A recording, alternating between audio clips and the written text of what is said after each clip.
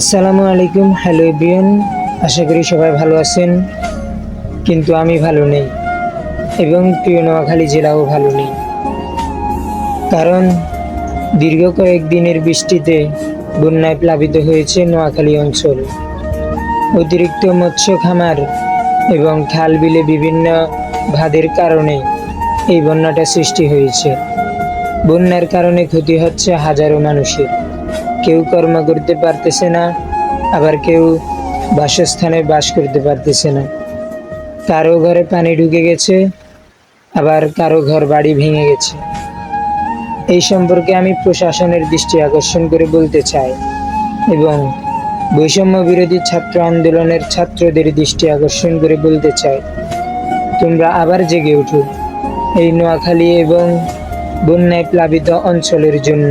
কারণ তোমরা যদি এদের পাশে না দাঁড়াও, তাহলে কারা দাঁড়াবে?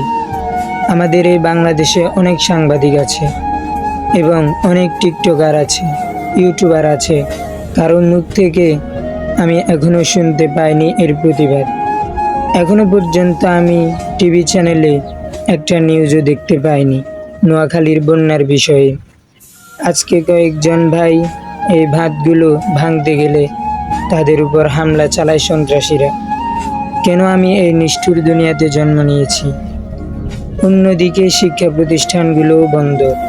এই বিষয়ে একটা নিউজ, একটা ভিডিও এবং একটা সাংবাদিকও দেখি না। এইবার আমি সাংবাদিকদের উদ্দেশ্যে বলতে চাই, তোমরা সাংবাদিকতার কাজ করো, এমনভাবে করো যেন মানুষের পাশে দাঁড়াতে পারো। যার সাহায্যের প্রয়োজন তাকে সাহায্য যেন করতে পারো। কি বলবো, আমি ভাষা খুঁজে পাচ্ছি না। নোয়াখালী অনেক ভয়াবহ পরিস্থিতিতে আছে। নোয়াখালীর মানুষগুলো খুব বিপদে আছে। সামনের পরিস্থিতিটা আরো ভয়ঙ্কর রূপ নিয়ে চলতেছে। হয়তোবা বাসস্থান ছেড়ে দিতে হবে এবং আশ্রয় কেন্দ্রে থাকতে হবে।